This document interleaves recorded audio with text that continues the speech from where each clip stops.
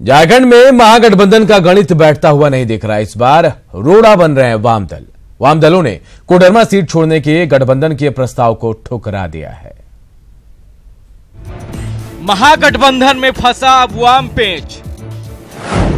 माले ने ठुकराया महागठबंधन का ऑफर। ये वस्तुगत आकलन पर खड़ा हमारे संघर्ष के बल पर हासिल एक दावेदारी है। इसके साथ कॉम्प्रोमाइज करने का कोई सवाल नहीं पैदा होता। कोडरमा सीट छोड़ने से साफ इंकार।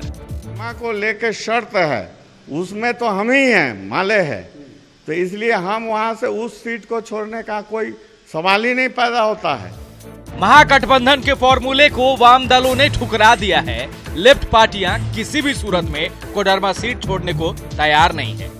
कोडरमा को छोड़कर किसी एक जगह से चुनाव लड़ने के ऑफर को माले ने ठुकराते हुए इसे भद्दा मजाक बताया है। वहीं मासस विधायक अरूप चटर्जी ने महागठबंधन और बाबूलाल मरांडी से कोडरमा सीट छोड़ने की अपील की है। अगर फर्स्ट और सेकंड के फॉर्मूला में जो उन लोगों ने तय किया था उस पर यह किया जाए तो कोडरमा हम समझते हैं जो लेफ्ट पार्टीज को छोड़ना चाहिए। और खास करके बाबूलाल जी से हमने आगे भी अपील किया है। दरअसल ये सारा खेल कांग्रेस का है। हेमंत सोरेन के दबाव में कांग्रेस ने वाम दलों को सीट देने पर सहमति तो दे दी, लेकिन एक क्लॉज जोड़ दिया कोडरमा सीट छोड़ने का। जबकि कांग्रेस को पता है कि 2014 के चुनाव में माले को कोडरमा में 2,66,000 वोट मिले थे और माले दूसरे स्थान पर थी। मतलब माले किसी भी हाल में सीट छोड़ेगा नहीं। और जेवीएम प्रमुख बाबूलाल मरांडी की इच्छा वहीं से लड़ने की है, मतलब वो भी सीट नहीं छोड़ेंगे। यानी कांग्रेस ने एक तीर से वाम दलों और जेवीएम दोनों का शिकार कर दिया। लेकिन पेंच सिर्फ वाम दल का ही नहीं है, मामला आरजेडी से भी फंसा हुआ है। आरजेडी का दावा 2 सीटों पर है और कांग्रेस 1 सीट से ज्यादा देने के बारे में सोचती भी नहीं। कभी मानेंगे आरजेडी? नहीं, बिल्कुल हम अपनी बात रखे हुए हैं। 2 सीट हम जरूर चाहेंगे कि दोनों सीट मिले। अब सवाल है कि गठबंधन है, गठबंधन में अगर नहीं होता है तो सारे लोगों को अधिकार है चुनाव लड़ने का, उम्मीदवार देने का। अब जो भी लोग गठबंधन के बातों से सहमत होंगे वो गठबंधन के साथ होंगे, जो गठबंधन से दूर रहेंगे वो अलग चुनाव लड़ेंगे। इसमें कांग्रेस पार्टी इसमें क्या कर सकती है? अब चुनाव की घोषणा के बाद भी जारी सीटों का ये आपसी संग्राम महागठबंधन को किस किनारे लगाएगा, शायद अंदाजा महागठबंधन के नेताओं को भी होगा। रांची से भुवन किशोर झा और धनबाद से अभिषेक के साथ ब्यूरो रिपोर्ट, न्यूज़ 18। और इधर महागठबंधन में एक बार फिर सीट शेयरिंग के फॉर्मूले का ऐलान टल गया है। हेमंत सोरेन ने कहा कि 24 मार्च तक इसका औपचारिक ऐलान कर दिया जाएगा। जेएमएम केंद्रीय कार्य समिति की बैठक में झारखंड और ओडिशा के साथ बिहार और बंगाल में भी चुनाव लड़ने पर चर्चा हुई है। महागठबंधन में फिर टला सीट शेयरिंग के फॉर्मूले का ऐलान। अब 24 मार्च तक होगा सीट शेयरिंग के फॉर्मूले का ऐलान। वाम दलों ने फॉर्मूले को ठुकराया तो आरजेडी को मंजूर नहीं 2 से कम सीट। महागठबंधन में जारी पेच सुलझता नजर नहीं आ रहा है। एक के सुलझते ही दूसरा सामने आ रहा है। ऐसे में एक बार फिर महागठबंधन में सीट शेयरिंग का फॉर्मूला का ऐलान टल गया है। जेएमएम के केंद्रीय कार्य समिति की बैठक के बाद हेमंत सोरेन ने कहा कि 24 मार्च को सब कुछ साफ हो जाएगा। वहीं उन्होंने कहा कि आरजेडी और वाम दलों की नाराजगी को दूर करने की जिम्मेदारी कांग्रेस की है। पहल जो करनी होगी, मुझे लगता है कि कांग्रेस के तरफ से पहल होगी और उनके तरफ से ही चीजें स्पष्ट की जा सकेंगी। तो राजद के साथ कोई आपत्ति दर्ज हम लोगों ने नहीं की है। इस विषय पर कांग्रेस और राजद के बीच में बातें चल रही हैं। अब ये लोग जो निर्णय आएगा वो गठबंधन उसके साथ चलेगा। महागठबंधन में सीट शेयरिंग के फॉर्मूले वाम दलों ने ठुकरा दिए हैं, जबकि आरजेडी पलामू और चतरा सीट पर चुनाव लड़ने पर अड़ा है। सिर्फ सहयोगी दल ही नहीं बल्कि कांग्रेस के खाते में सिंहभूम सीट जाने से पार्टी नेताओं में भी नाराजगी है। कांग्रेस सिंहभूम से गीता कोड़ा को प्रत्याशी बनाना चाहती है, लेकिन सिंहभूम के पार्टी नेता ये सीट छोड़ने को तैयार नहीं। हालांकि हेमंत ने कहा कि अब तक औपचारिक ऐलान नहीं हुआ है, ऐसे में इसे हवा देने की जरूरत नहीं है। कार्यकर्ताओं की भावना है, नेताओं की भावना है, जरूर सुननी चाहिए, आनी चाहिए, लेकिन जब तक ये निर्णय ना हो जाए इस विषय पर इस चीज को हवा देना मुझे लगता है कि बेहतर नहीं होगा। रांची के सोहराय भवन में जेएमएम के केंद्रीय कार्य समिति की बैठक में झारखंड और ओडिशा में गठबंधन के तहत चुनाव लड़ने का फैसला लिया गया। वहीं बिहार और बंगाल में चुनाव लड़ने का फैसला लेने के लिए पार्टी सुप्रीमो शिबू सोरेन को अधिकृत किया गया है। गठबंधन के तहत झारखंड और उड़ीसा में कांग्रेस के साथ लड़ रहे हैं। यहाँ पर हमारे साथ आरजेडी, जेवीएम, कांग्रेस है। उड़ीसा में कांग्रेस के साथ वाम दल के भी लोग हैं और साथ साथ में बिहार, बंगाल में हम अपने संगठन के क्षमता के अनुरूप चुनाव लड़ने के लिए माननीय अध्यक्ष जी को आग्रह करते हुए उनको अधिकृत किया गया है। जाहिर है महागठबंधन में ऑल इज वेल नहीं है, लेकिन लोकसभा चुनाव में बीजेपी के विजय रथ को रोकने के लिए झारखंड की तमाम विपक्षी पार्टियां हाथ मिला रही है, लेकिन ये महागठबंधन अब तक पेच सुलझाने में ही जुटा है। उपेंद्र कुमार, न्यूज 18, रांची। और इधर आरजेडी ने झारखंड की कम से कम 2 सीट पर चुनाव लड़ने का ऐलान किया है। पार्टी के प्रदेश उपाध्यक्ष राजेश यादव ने कहा कि चतरा और पलामू सीट पर पार्टी हर हाल में चुनाव लड़ेगी। चतरा से सुभाष यादव जबकि पलामू से धनंजय पासवान पार्टी के उम्मीदवार होंगे। उन्होंने कहा कि जल्द ही इसकी औपचारिक घोषणा की जाएगी।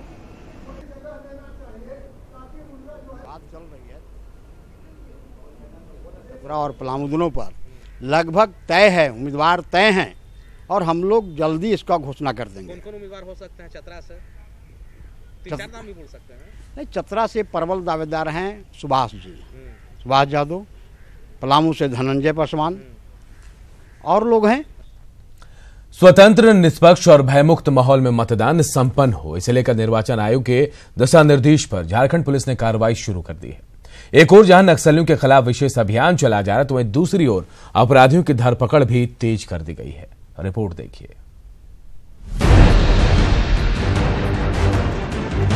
चुनावी बिगुल बजते ही झारखंड में अपराधियों की शामत आ गई है। निष्पक्ष और भयमुक्त माहौल में मतदान संपन्न हो, इसे लेकर निर्वाचन आयोग ने राज्य पुलिस को सख्त हिदायत दी है कि अपराधी प्रवृत्ति के लोगों के खिलाफ कड़ी कार्रवाई की जाए। मुख्य निर्वाचन पदाधिकारी खुद ही बीच बीच में मामले की समीक्षा भी कर रहे हैं। पुलिस को भी पूरा तैनात है। अपने जो नॉर्मल काम है, जो छापामारी करना, चेकिंग करना, पूरा तैनात है। हम लोग का जो surveillance teams, FSTs, SSTs, static surveillance teams, ये सब चीज़, ये सब टीम्स भी पूरा तैनात हुए हैं। आयोग के निर्देश के बाद राज्य पुलिस मुख्यालय ने सभी जिलों के SP को इस संबंध में आवश्यक दिशा निर्देश जारी किए हैं, जिसके परिणाम भी सामने आ रहे हैं। हाल के दिनों में ही न सिर्फ 1,500 से ज्यादा फरार अपराधी जेल भेजे गए हैं, बल्कि धनबाद में अवैध रूप से चल रहे हथियार फैक्ट्री, हथियारों के सौदागरों, नशे की कारोबारियों और अवैध शराब की भट्टियों पर भी दबिश दी गई। इलेक्शन में व्यवधान डालने वाले लोग या जो वारंटी जो फरार लोग हैं, जिनके खिलाफ वारंट निकले हुए हैं, उन सबको पुलिस तलाश कर रही है और गिरफ्तार कर रही है। अवैध शराब पर छापेमारी हो रही है। धनबाद और गढ़वा में अभी भारी मात्रा में अवैध शराब बरामद हुई है। अवैध हथियार के बारे में भी कार्रवाई हो रही है। गौरतलब है कि चुनाव के दौरान अक्सर अपराधी किस्म के लोग किसी पार्टी या प्रत्याशी के समर्थन में मतदाताओं को डराने धमकाने का काम करते हैं। वहीं चुनाव के समय अवैध हथियारों की खरीद बिक्री भी बढ़ जाती है। ऐसे में चुनाव आयोग की सख्ती के बाद भयमुक्त माहौल में मतदान संपन्न कराने को लेकर पुलिस भी मुस्तैद दिख रही है। कैमरामैन नलिन के साथ रांची से मनोज की रिपोर्ट।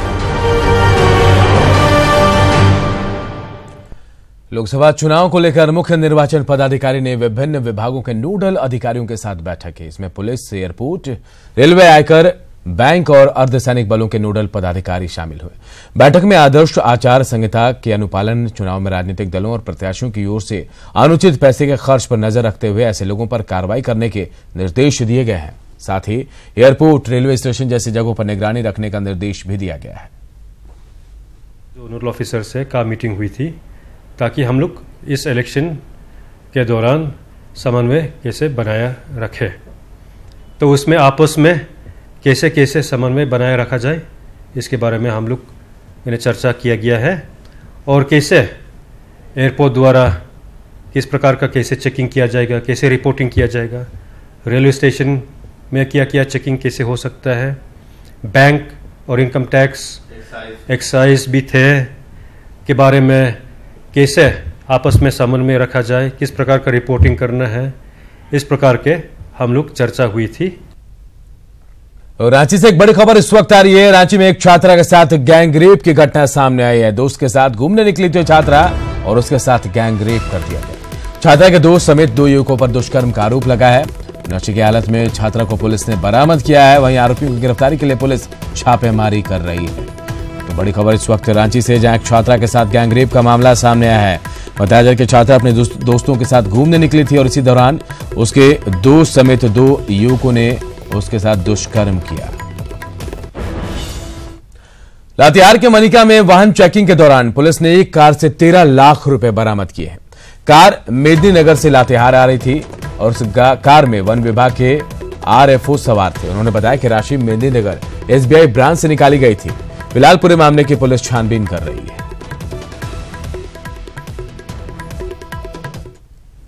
रांची से एक और बड़ी खबर इस वक्त आ रही है। रांची टाटा रोड पर ट्रेलर की टक्कर में 3 की मौत हो गई। ट्रेलर ने बाइक सवारों को रौंदा है। 3 यात्रियों की मौत हो गई है, जबकि एक यात्री घायल है। रांची के रिम्स में उसे एडमिट कराया गया है। रांची टाटा रोड पर ब्यांगडी के पास ये हादसा हुआ है। रांची से बड़ी खबर, जहां रांची टाटा रोड पर ट्रेलर की टक्कर में 3 लोगों की मौत हो गई, जबकि एक यात्री जो है वो घायल हो गया। ट्रेलर ने बाइक सवारों को रौंदा और मौके पर ही 3 यात्रियों की मौत हो गई है। राजधानी रांची में हथियार के बल पर खून की लूट का मामला अभी ठंडा भी नहीं हुआ था कि सदर अस्पताल में ब्लड बैंक में 4000 रुपए में खून बेचते एक शख्स को रंगे हाथों पकड़ा गया है। पीड़ित गिरिडीह का रहने वाला और उसकी पत्नी रिम्स में भर्ती है। फिलहाल आरोपी को गिरफ्तार कर पुलिस को सौंप दिया गया है। पुलिस पूरे मामले की छानबीन कर रही है। हम ऐसे कर रहे थे, कहीं नहीं खोज पा रहे थे, तभी आज इसको हम फोन किए तो ये आया। तो बोला कि ठीक है, ऐसे बोला हम बिलेट तुमको दिला देंगे, तुम चिंता नहीं करो। तो हमारे पास में सब पैसा था कम, तो बोले कि यार कुछ कम वैसे कर दो भाई। बोले नहीं, बोल 4000 रुपया। बोला कि पैसा बोल यहाँ ले लेगा, वहाँ पर बोल मिल जाएगा। बस इतना ही हुआ सर। तो यहाँ फिर आए हैं दोनों गोटे। वो बार बार हमारे यहाँ आकर ब्लड ले जाता है, तो हम लोगों ने उसको पूछताछ के क्रम में पता करने लगे कि भाई ये कौन है तुम्हारा। तो वो बताने लगा कि हमारा गाँव है। इसी क्रम में फिर हमारे साहब आया, साहब फिर पूछताछ किए तो पता चला कि नहीं, ये लोग मैंने लंबे चौड़े पैसा लेके काम करता है। और अब बात अनिल अंबानी की, जिन पर मंडरा रहा जेल जाने का खतरा पूरी तरह से टल गया है। यह खतरा उनके बड़े भाई मुकेश अंबानी और भाभी नीता अंबानी की मदद की वजह से टला है। दरअसल रिलायंस कम्युनिकेशन के चेयरमैन अनिल अंबानी ने सुप्रीम कोर्ट के डेडलाइन से पहले ही स्वीडिश कंपनी एरिक्सन को बकाया 459 करोड़ रुपए चुका दिए हैं। इससे पहले की सुनवाई के दौरान सुप्रीम कोर्ट ने अंबानी को अवमानना का दोषी ठहराया था। साथ ही उन्हें 1 महीने के अंदर 453 करोड़ रुपए चुकाने के लिए कहा था। इससे चूक होने पर कोर्ट ने उन्हें 3 महीने जेल भेजने की बात भी कही थी। एरिक्सन के पैसे चुकाए जाने के बाद अनिल अंबानी ने अपने बड़े भाई और मुकेश अंबानी के साथ भाभी नीता अंबानी को दिल से धन्यवाद दिया और साथ ही कहा कि मुश्किल वक्त में साथ देकर मुकेश और नीता अंबानी ने पारिवारिक मूल्यों को बचाया है।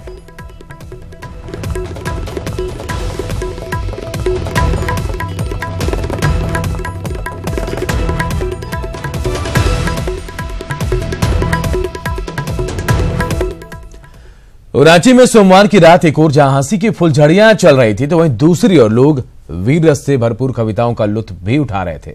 मौका था अखिल भारतीय हास्य कवि सम्मेलन का, जिसमें प्रख्यात कवि डॉक्टर कुमार विश्वास के साथ साथ कवि सुदीप भोला ने लोगों को खूब गुदगुदाया। गढ़े कुछ देवता जो कल बताना दिल्ली था, मेरे लहजे की छेनी से गढ़े कुछ देवता जो कल मेरे लफ्जों पे मरते थे, वो अब कहते हैं मत बोलो। मेरे लफ्जों पे मरते थे, वो अब कहते हैं मत बोलो।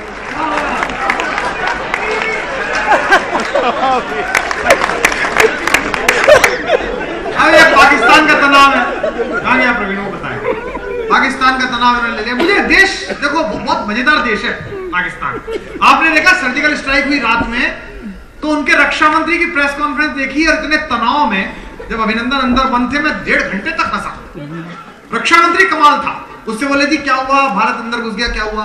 बोले वो कितना नुकसान हुआ है इसका अंदाजा नहीं लगा पा रहे अंधेरे में रात। ये रक्षा मंत्री है। मैंने कहा टमाटर छोड़ो से टॉर्च दिलाओ पहले। और मैंने कहा तू पहले घर जाके देख अंधेरे में कितना नुकसान हो गया, भारत छोड़ दिया। कल भी हंस सकते, कोई नहीं, आराम से। अच्छा, पार्लियामेंट में बहस चली वहां, तो उनके प्रतिपक्ष ने सरकार घेर ली। उनके भी प्रतिपक्ष है, जैसे हमारे यहाँ प्रतिपक्ष है, उनके यहाँ भी, हमारे राहुल गांधी उनके। अजीब अजीब काम हो रहे हैं, गठबंधन की राजनीति चल रही है।